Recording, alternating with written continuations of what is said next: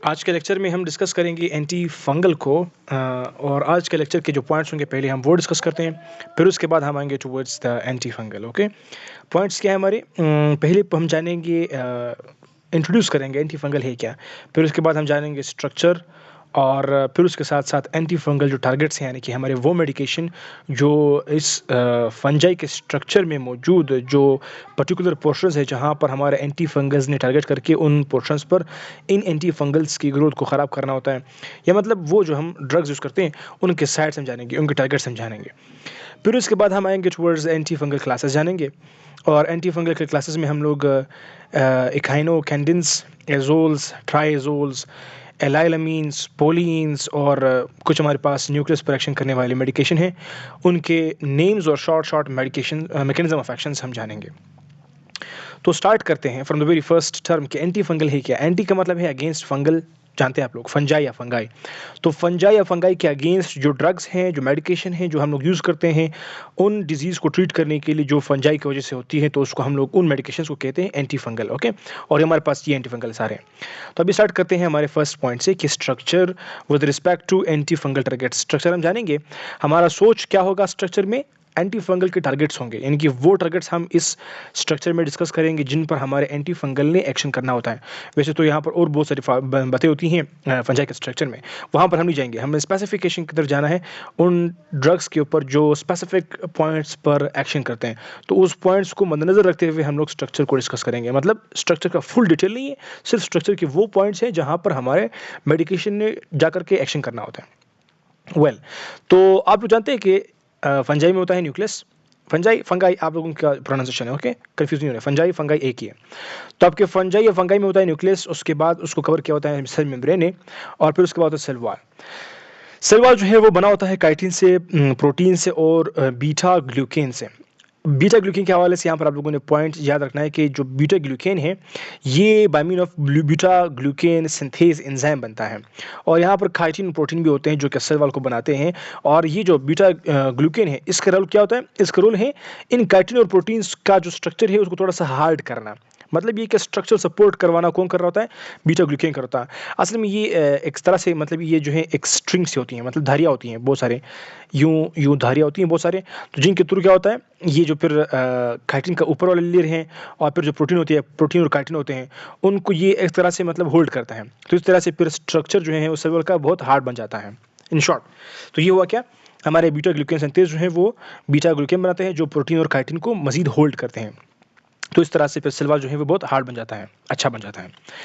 और cell membrane के हवाले से आप लोगों को याद रखना है कि सेल मेम्ब्रेन जो है इसका फॉस्फोलिपिड बाइलेयर है, और इसमें सेल मेम्ब्रेन की जो इंटीग्रिटी है उसको बरकरार रखने के लिए, ताकि सेल मेम्ब्रेन जो है वो बिल्कुल बराबर रहे, स्ट्रक्चरली नॉर्मल रहे, तो वहाँ पर होते हैं एर्गोस्टेरोल, जो कि बिल्कुल मैच करते हैं हमारे कोलेस्ट्रॉल की तरह से। तो हम में कोलेस्ट्रॉल जो है वो भी इंटीग्रिटी को परफॉर्म कर रहा होता है, मेंटेन कर रहा होता है, और इनमें जो है एर्गोस्टेरोल वही परफॉर्मेंस शो करता है, मतलब इनकी जो इंटीग्रिटी है वो एर्गोस्टेरोल जो है वो प्रोवाइड करता है। आपने इस एर्गोस्टेरोल की सिंथेसिस भी थोड़ी सी जानी है, क्योंकि हमारे टारगेट्स जो हैं वो एंटी फंगल के इसमें भी हैं। तो वो कैसे होता है? फर्स्ट ऑफ ऑल यहाँ पर कुछ बायोमोलिक्यूल्स होते हैं लाइक सिक्विलिन, और वो सिक्विलिन जो है उसकी यहाँ पर एक एंजाइम के थ्रू क्या होती है, एपोक्साइड, मतलब ये एक एपोक्सिडेज एंजाइम होता है। तो वो उससे फिर क्या बनता है, सिक्विलिन एपोक्साइड बनाता है। तो अभी सिक्विलिन एपोक्साइड बनेगा, पहले सिक्विलिन से सिक्विलिन होगा, फिर सिक्विलिन से सिक्विलिन एपोक्साइड बनेगा by mean of an enzyme squalene epoxidase. तो ये एंजाइम आप लोगों को याद रखना है कि सेल मेम्ब्रेन को बनाने के लिए एर्गोस्टेरोल चाहिए होता है। तो वो एर्गोस्टेरोल जो है वो असल में बनता है बाय मीन ऑफ सिक्विलिन। सिक्विलिन पहले जो है वो डायरेक्ट नहीं बनता एर्गोस्टेरोल को, पहले इसकी by mean of an enzyme squalene epoxide बनेगा। वो एंजाइम क्या है? सिक्विलिन एपोक्सिडेज। फिर ये सिक्विलिन एपोक्साइड जो है, सिक्विलिन एपोक्साइड, ये फिर बनाएगा लेवोनोस्टेरोल, और फिर ये जो लेवोनोस्टेरोल है इसकी फर्दर जो है by mean of another enzyme like 14 alpha sterol demethylase, इसके थ्रू जो है फिर ये बनाएगा एर्गोस्टेरोल। तो ये जो रास्ता है ये आपने याद रखना है, सिक्विलिन टू सिक्विलिन एपोक्साइड, फिर उसके बाद लेवोनोस्टेरोल, फिर उसके बाद जो है एर्गोस्टेरोल बनता है, सिक्विलिन, सिक्विलिन एपोक्साइड, लेवोनोस्टेरोल, एर्गोस्टेरोल। तो लास्ट में एर्गोस्ट्रल बनता है। आपने सिर्फ ये पार्ट याद रखना है क्योंकि हमारे जो ड्रग्स होंगे वो इन पार्ट्स पर भी यहाँ पर जो एंजाइम्स हैं इन पर एक्शन करेंगे। अभी आपने जो बातें सीखी इसको ज़हन में रख के अभी आते हैं टुवर्ड्स एंटी फंगल और इनके मैकेनिज्म ऑफ एक्शन की तरफ। अभी आपको जो एंटी फंगल हैं वो भी आपको समझ आ जाएंगे और साथ में जो उनके मैकेनिज्म ऑफ एक्शन है वो भी आप आसानी से समझ लोगे क्योंकि मैंने आप लोगों के लिए रास्ता यहाँ पर आसान कर दिया है, फ्री हो गया वेब। अभी पॉइंट क्या है हमारा, फर्स्ट हमारे पास ड्रग्स जो है वो डिफरेंट है, एंटी फंगल जो है और उनके mechanism of action.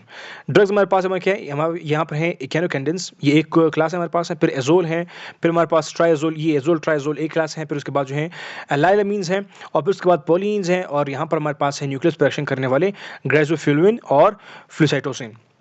First of all आएंगे टुवर्ड्स इकेनोकैंडिन्स। इकेनोकैंडिन्स में हमारे पास सारे आखिर में देखिए यहाँ पर फंजिन जो है वो सब में आ रहा है, तो ये आपके क्या है, ये इकेनोकैंडिन्स है। ये इकेनोकैंडिन्स जो है इसका मैकेनिज्म ऑफ एक्शन क्या है, ये असल में सेल वॉल की सिंथेसिस को इनहिबिट करते हैं। पहला लफ्ज़ आप लोग सीख ले कि इकेनोकैंडिन्स जो हैं वो सेल वॉल की सिंथेसिस को खराब करते हैं। कहाँ पर कैसे करते हैं, short mechanism of action, very simple. ये जो बीटा ग्लूकेन सिंथेस है ये इकेनोकैंडिन्स इस एंजाइम को बीटा ग्लूकेन सिंथेस को इनहिबिट करते हैं।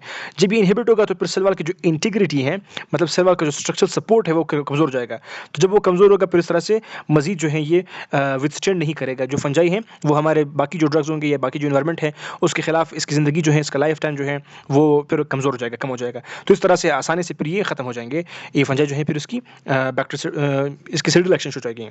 बैक्टीरियल नहीं कह रहा क्योंकि वो हम वहाँ पर पढ़ चुके थे, वो सिर्फ मुँह से निकला। एनीवे, तो ये जो ड्रग है ये फिर इसको इस तरह से ख़राब करते हैं, इसके सेल वॉल का सिंथेसिस नहीं होने देते। तो सेल वॉल नहीं रहेगा फिर क्या होगा, फिर स्ट्रक्चरली ये फिर स्टेबल नहीं होंगे। तो इस तरह जब ये स्टेबल नहीं होंगे तो फिर ये जो है डिजीज़ कॉज नहीं कर सकते। हमारा मेन टारगेट क्या है कि इनके किसी एक पोर्शन को ख़त्म करना होता है। तो यहाँ पर इस तरह से हम लोग इसके पहले बाय मीन ऑफ इकेनोकैंडिन्स जो है इसके सेल वॉल के सिंथेसिस को डिसरप्ट कर लेते हैं। फिर उसके बाद हमारे पास आते हैं एजोल्स और ट्राइएजोल्स लाइक, और साथ में यहाँ पर है एलामाइन। इन सब का मैकेनिज्म ऑफ एक्शन बहुत नज़दीक है और एक ही रीजन पर है। ये वहाँ पर हमारा ये हुआ सेल वॉल पर। अभी ये एजोल और ट्राइएजोल और एलामाइन जो है इनका मैकेनिज्म ऑफ एक्शन जो है वो इनहिबिट करना होता है सेल मेम्ब्रेन। इन सब का क्या है, सेल मेम्ब्रेन को इनहिबिट करना, उसके सिंथेसिस को। तो कैसे करता है, मैकेनिज्म ऑफ एक्शन क्या है, सिंपल। ये जो है असल में हमारे पास फर्स्ट ऑफ ऑल एजोल की अगर बात करें लाइक कीटोकैनाजोल, यहाँ पर हमारे पास इट्राकोनाजोल, ये दो ड्रग आप लोगों ने बहुत याद रखने हैं। बाकी भी हैं क्लोट्राइमाजोल एक्सेट्रा एक्सेट्रा।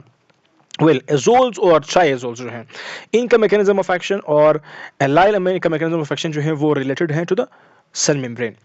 और सेल मेम्ब्रेन में भी स्पेसिफिकली अगर मैं आप लोगों को बताऊं कि जो हमारे पास एजोल्स और ट्राइएजोल्स हैं इनका जो मैकेनिज्म ऑफ एक्शन है और साइट ऑफ एक्शन जो है वो हमारे पास बीटा, जो यहाँ पर हमने पढ़ा अभी ये है क्या, अल्फा 14 अल्फा स्टीरोल डीमिथाइलेज। ये एंजाइम जो है ये हमारे पास एजोल और ट्राइएजोल इस एंजाइम को इनहिबिट करते हैं। जब ये एंजाइम नहीं बनेगा तो इसके एंजाइम का काम क्या था, पहले काम समझे, इसने लेवोनोस्टिरोल को एर्गोस्टिरोल में कन्वर्ट करना था। लेकिन बिकॉज ऑफ एजोल्स और ट्राइएजोल्स ये एंजाइम अभी इनहिबिट होगा, नहीं बनेगा, इसका फंक्शन नहीं होगा, तो फिर लेवोनोस्टिरोल जो है वो एर्गोस्टिरोल में कन्वर्ट नहीं होगा। जब ये एर्गोस्टिरोल नहीं बनेगा तो सेल मेम्ब्रेन में ये जो इनके एर्गोस्टिरोल्स हैं वो फिक्स नहीं होंगे। तो फिर इस तरह से जो मेम्ब्रेन की इंटीग्रिटी है वो भी ख़राब हो गई, सेल वॉल ख़राब, मेम्ब्रेन ख़राब। तो फिर क्या हुआ, कुछ भी नहीं। सिंपल ये हुआ कि फिर जो फंजाई है वो इस एबल नहीं है कि वो अपना ग्रोथ कर सके और मजीद इन्फेक्शन कॉज कर सकें, सिंपल। यहाँ पर हमारे पास नेक्स्ट है एलाइलामीन्स, जिसका एग्जांपल है टेर्बेनाफिन। और भी हमारे पास ड्रग्स होते हैं, तो मैंने इनसे स्पेसिफिक उठाए हैं। अगर आप लोगों से पूछा जाए कि एलाइलामीन्स का क्या फंक्शन है और एजोल का क्या फंक्शन है, ट्राइएजोल का, तो वो मैं आप लोगों को मैंने यहाँ पर क्लैरिफाई करवा दिया। तो एलाइलामीन जो है वो टेर्बेनाफिन इसका एक ड्रग है। इसका मैकेनिज्म ऑफ एक्शन क्या है और साइड ऑफ एक्शन, इसका साइड ऑफ एक्शन जो है वो ये सिक्विलिन एपॉक्सिडेज एंजाइम है। ये किसका, एलाइलामीन का, कौन, टेर्बेनाफिन। ये जब इसको इनहिबिट करेगा तो फिर क्या होगा, सिक्विलिन से सिक्विलिन एपॉक्साइड नहीं बनेगा, तो एपॉक्साइड नहीं बनेगा फिर आगे के स्टेप्स भी नहीं होंगे, मतलब लेवोनोस्टिरोल और एर्गोस्टिरोल भी नहीं बनेगा। तो इस तरह से क्या हुआ, अगेन मेम्ब्रेन की इंटीग्रिटी कमजोर होगी, सेल वॉल मेम्ब्रेन दोनों खत्म हो गए। किससे, बाय ऑफ ड्रग्स ऑफ इकेनोकैंडिन्स और एजोल्स, ट्राइएजोल्स और एलाइलामीन्स, इन सब के थ्रू हम लोगों ने क्या किया, फर्स्ट ऑफ ऑल हमने सेल वॉल को इनहिबिट किया, फिर उसके बाद इनके थ्रू हमने मेम्ब्रेन की सिंथेसिस है उसको खत्म कर दिया, by mean of what, ergosterol की सिंथेसिस नहीं होने दी, by mean of inhibiting two enzymes. Squalene epoxidase किसने किया, टेर्बेनाफिन ने, और 14 अल्फा स्टीरोल डीमिथाइलेज इसको इनहिबिट किया एजोल्स ट्राइएजोल्स ने। फिर हमारे पास है पोलीन, नेक्स्ट हमारे पास लाइक एम्फोटेरिसिन बी और ट्राइकोमाइसिन। ये हमारे पास और भी है इसमें पोलीन्स में। तो ये क्या होता है, इसमें पोलीईन होते हैं, इसमें बहुत सारे ईन होते हैं, डबल बॉन्ड होते हैं। तो ये भी असल में एक इंपॉर्टेंट रोल प्ले करते हैं, बहुत इंपॉर्टेंट मैकेनिज्म ऑफ एक्शन इसका वो ये थोड़ा सा चेंज भी है। वो यूँ है कि ये जो हमारे पास पोलीन्स हैं ये असल में चैनल्स बनाते हैं, लीकी चैनल बनाते हैं यहाँ पर। ये जो स्ट्रक्चर सपोर्ट होता है सेल वॉल और मेम्ब्रेन, इनको ये क्रॉस करता है। और यहाँ पर जो एर्गोस्टेरोल है, ये असल में एर्गोस्ट्रोल जो है कोलेस्ट्रॉल, इसको हम लोग बोल सकते हैं फंजाई का कोलेस्ट्रॉल असल में एर्गोस्ट्रोल कहता है। हमें है कोलेस्ट्रॉल, इनमें है एर्गोस्ट्रोल, कंफ्यूज नहीं हो। ये जो हमारे पास पोलीन्स है ये इस तरह का चैनल बनाते हैं। फिर क्या होता है, फिर यहाँ पर जो इंटरनल कंटेंट होता है वो बाहर मूव करना शुरू कर लेता है।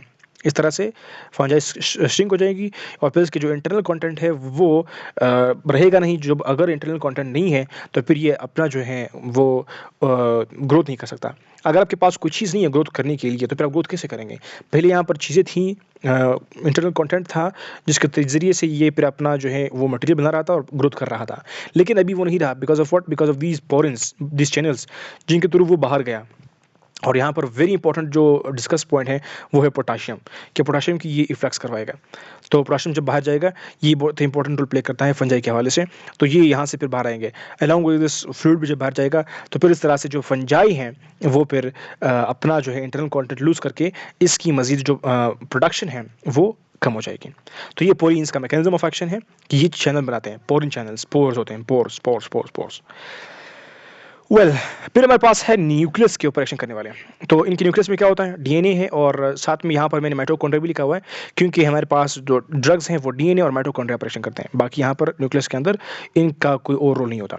तो जो हमारे पास डीएनए पर रोल प्ले करते हैं, first of all DNA, that is हमारे पास है फ्लोइड साइटोसिन। ये जो है इसका साइट है डीएनए, डीएनए को ये इनहिबिट करता है। यहाँ पर मैं लिखूँ डीएनए। और जो ग्लाइसोफ्यूल है इनका साइट ऑफ एक्शन जो है दैट इज माइक्रोट्यूब्यूल। जो माइक्रोट्यूब्यूल हैं चाहे वो बाहर हैं या फिर अंदर हैं, तो सेल डिवीजन के लिए हमें माइक्रोट्यूब्यूल्स का सहारा लेना पड़ता है।